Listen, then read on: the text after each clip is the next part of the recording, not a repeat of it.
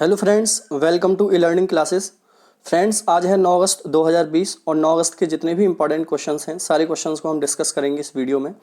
इसकी पीडीएफ आपको Telegram channel से मिलेगी। टेलीग्राम का लिंक मैं वीडियो के डिस्क्रिप्शन बॉक्स में डाल देता हूँ, वहाँ से जाकर आप टेलीग्राम ज्वाइन कर लें। चलो शुरुआत करते हैं आज के पहले क्वेश्चन को। जिसने मेरा चैनल सब्सक्राइब नहीं किया है वो चैनल को सब्सक्राइब भी कर ले। दोस्तों, आज का पहला क्वेश्चन है, हाल ही में रेल मंत्री पीयूष गोयल ने किस राज्य से देश की पहली किसान रेल का शुभारंभ किया है। क्वेश्चन काफी इंपॉर्टेंट रहेगा ये कि देश की पहली किसान रेल का शुभारंभ किया गया है पीयूष गोयल के द्वारा, और ये इन्होंने कहां से किया है? ये महाराष्ट्र से किया है। कहां से किया है?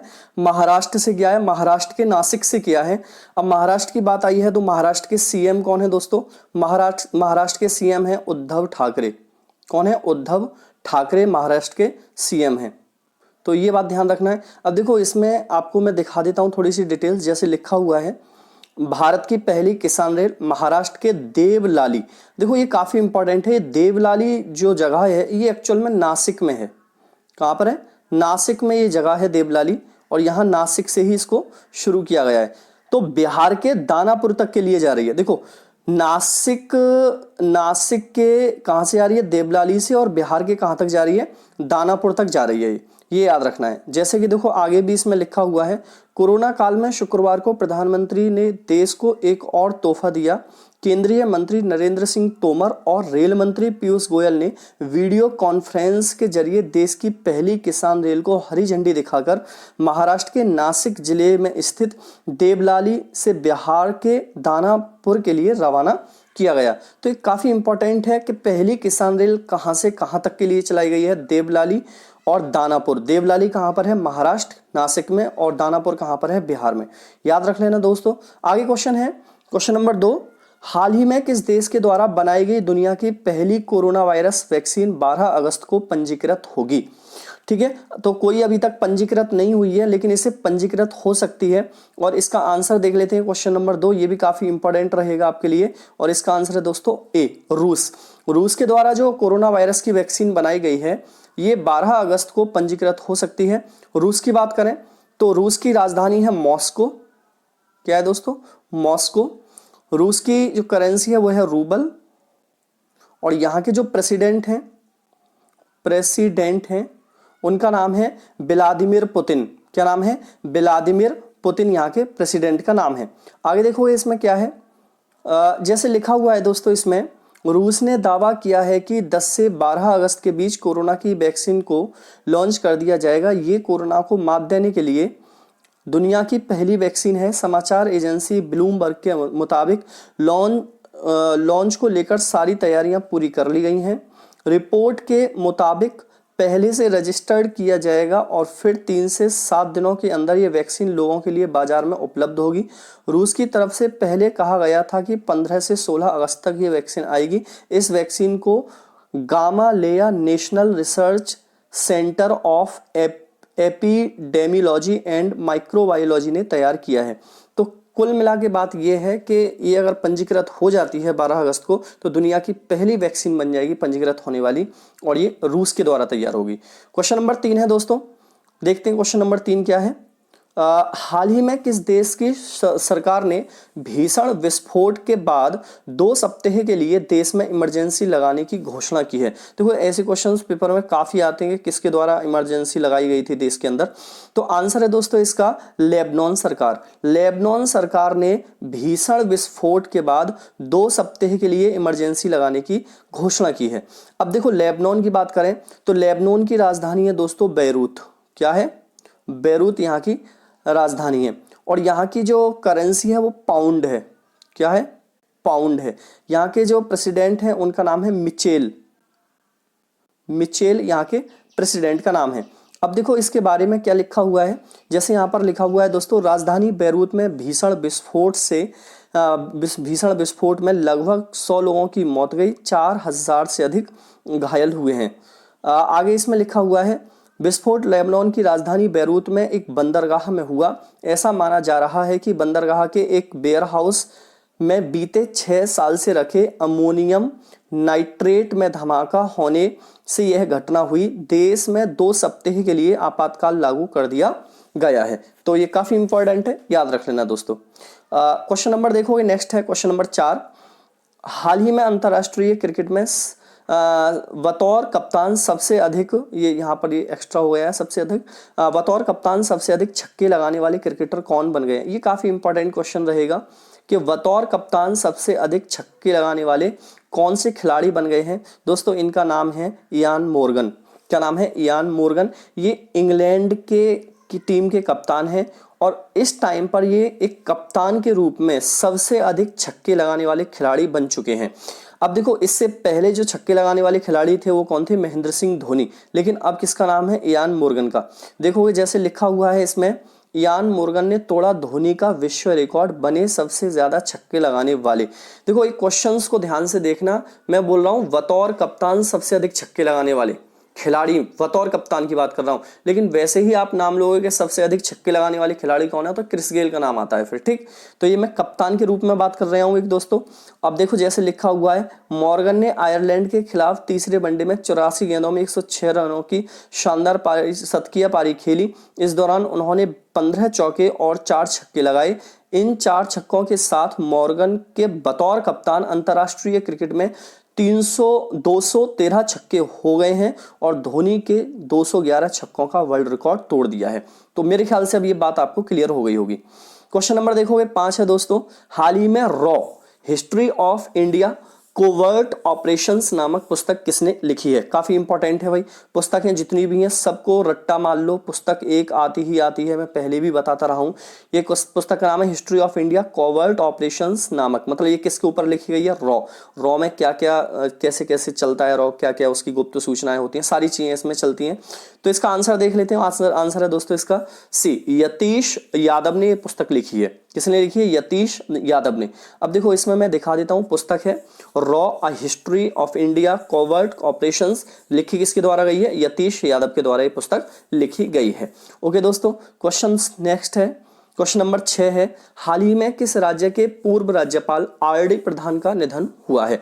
ये भी काफी इंपॉर्टेंट रहेगा, राज्यपाल हो या मुख्यमंत्री हो किसी राज्य के, तो ये क्वेश्चंस आते हैं। तो पूर्व राज्यपाल थे आर.डी. प्रधान, इनका निधन हुआ है। और ये कहाँ के थे दोस्तों? ये अरुणाचल प्रदेश के थे। कहाँ के थे? अरुणाचल प्रदेश के पूर्व राज्यपाल थे।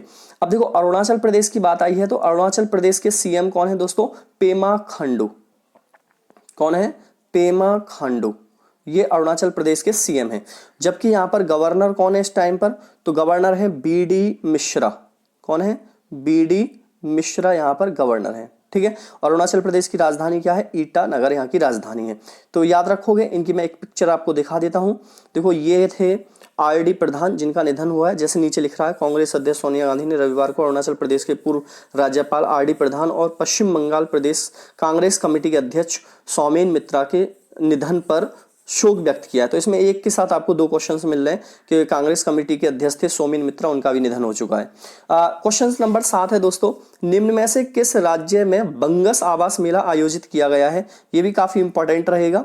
बंगस आवास मेला, बंगस आवास मेला आयोजित किया है दोस्तों, option number D, Jammu Kashmir. Jammu Kashmir के अंदर बंगस आवास मेला आयोजित किया गया है। देखो यहां पर मैं जम्मू कश्मीर की एक इंपॉर्टेंट न्यूज आपको ये बता दूं, और मैं क्वेश्चंस में पहले ही करा चुका हूं कि जम्मू कश्मीर के अब इस टाइम पर उपराज्यपाल बदल चुके हैं और यहां पर जो उपराज्यपाल हैं दोस्तों वो हैं आपके मनोज सिन्हा। कौन है? मनोज सिन्हा।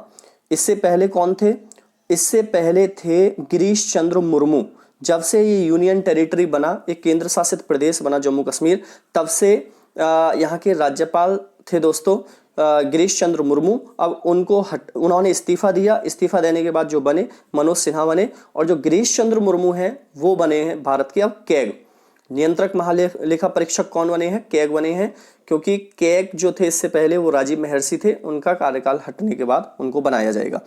तो अब देखना नेक्स्ट क्वेश्चन पर आते हैं। पहले मैं लिखा देता हूं इसके बारे में क्या है। जम्मू कश्मीर में अनुच्छेद 370 हटाने की पहली वर्षगांठ पर जश्न, हंदवाड़ा में बंगस आवास मेला शुरू। तो देखोगे आगे भी इसमें लिखा हुआ है, कश्मीर घाटी के कई जिलों में अनुच्छेद 370 हटने की पहली वर्षगांठ पर जश्न मनाया जा रहा है। कश्मीरियों ने जम्मू कश्मीर के पुनर्गठन का 1 साल पूरा होने पर कई कार्यक्रमों का आयोजन किया। हंदवाड़ा के लोगों ने तो इस अवसर पर 2 दिवसीय बंगस आवास मेले का आयोजन किया है। इस मेले का आयोजन कर स्थानीय लोगों ने पाकिस्तान के तमाम दावों को झूठा साबित करते हुए कहा है कि वह अनुच्छेद 370 हटने से खुश हैं। अपनी इस खुशी को जाहिर करने और देश विरोधी ताकतों को जवाब देने के लिए ही इस मेले का आयोजन किया गया है। क्वेश्चन नंबर देखोगे 8 है दोस्तों, हाल ही में अमेरिका का पहला अश्वेत एयरफोर्स प्रमुख किसे नियुक्त किया गया है? वेरी वेरी मोस्ट इंपॉर्टेंट है, क्योंकि इसमें आपको मैं बताऊंगा थोड़ा सा ये वजह क्या है कि आजकल अमेरिका में अश्वेत बहुत ज्यादा कहीं ना कहीं अपॉइंट हो रहे हैं। तो आंसर होगा, सबसे पहले इसका आंसर देख लेते हैं दोस्तों, ऑप्शन नंबर ए है Charles brown junior. Charles brown junior को एयरफोर्स में पहला प्रमुख नियुक्त किया गया है अश्वेत के रूप में। इससे पहले कोई अश्वेत यहाँ पर नहीं बना था।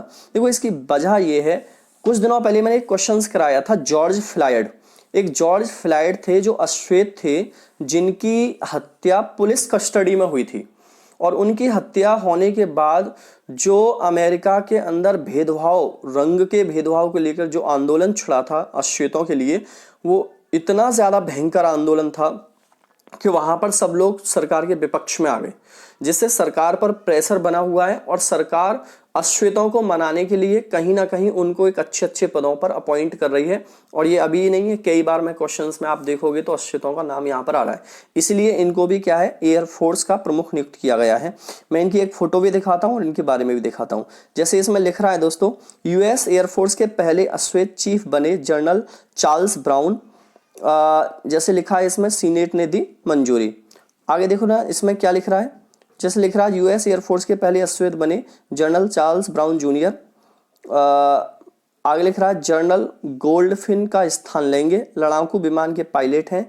चार्ल्स ब्राउन 2900 घंटे से अधिक का है उड़ान का अनुभव, यूएस पैसिफिक एयरफोर्स के रह चुके हैं कमांडर, 1984 में वायुसेना में हुए थे शामिल। ठीक है, क्वेश्चन नंबर 9 है दोस्तों, हाल ही में किस केंद्र शासित प्रदेश ई जॉन मित्र मोबाइल ऐप लॉन्च किया है? हाल ही में किस केंद्र शासित प्रदेश ने, क्या यहाँ पर ने ई मित्र ऐप लॉन्च किया है? दोस्तों इसका आंसर होगा ए, दादर नागर हवेली।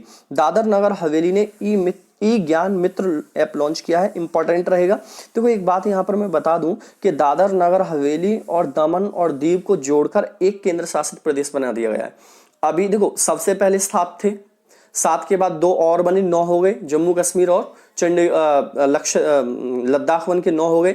अब प्रेजेंट में कितने हैं? 8 हैं, क्योंकि दमन एंड दीव एंड दादर नागर हवेली को मिलाकर एक ही ये केंद्र शासित प्रदेश बना दिया गया है। तो याद रखना प्रेजेंट के अंदर 9 नहीं 8 केंद्र शासित प्रदेश हैं। ओके दोस्तों, आगे देखो ये क्वेश्चन 10 इस चीज में लिखा भी है थोड़ा सा, हाल ही में केंद्र शासित प्रदेश दादर नागर हवेली और दमन व दीव ने ई जॉन मित्र मोबाइल ऐप लॉन्च किया। इस ऐप को ऑनलाइन शिक्षा प्रदान के लिए लॉन्च किया गया है। दमन प्रशासन के शिक्षा विभाग द्वारा यह ऐप शुरू किया गया है। तो थोड़ी सी इन्फॉर्मेशन है, जान लेना ये क्यों है, ये किस लिए है ऐप। आगे देखो ये क्वेश्चन नंबर 10 है, निम्न में से स्वच्छ भारत क्रांति नामक पुस्तक किसके द्वारा लॉन्च की गई है? तो देखो ये भी एक पुस्तक है स्वच्छ भारत क्रांति, और मेरे ख्याल से ये भी काफी इंपॉर्टेंट होगा क्वेश्चन आपका। तो याद रखोगे दोस्तों, स्वच्छ भारत क्रांति लॉन्च की गई है गजेंद्र सिंह शेखावत के द्वारा। किसके द्वारा? केंद्रीय मंत्री हैं आपके गजेंद्र सिंह शेखावत, इनके द्वारा ये पुस्तक लॉन्च की गई है। ओके दोस्तों, देखोगे आज का टुडे क्वेश्चंस है जिसका आंसर आपको कमेंट बॉक्स में हमेशा की तरह देना है। वीडियो को भाई पूरा जरूर देखा करो। हाल ही में भारत का नया नियंत्रक महालेखा परीक्षक किसे नियुक्त किया गया है? देखो मैं पीछे भी डिस्कस करके आया हूँ क्वेश्चन में, और मुझे लगता है आपको ध्यान ही होगा नाम। तो फटाफट सभी लोग ज्यादा से ज्यादा कमेंट बॉक्स में आंसर करें, वीडियो को भाई ज्यादा से ज्यादा शेयर करो थोड़ा सा, और तो फिर जल्दी से फिर सारी चीजों को और अच्छे से करेंगे हम। चलो मैं लेता हूँ आपसे विदा, tata bye bye and take care.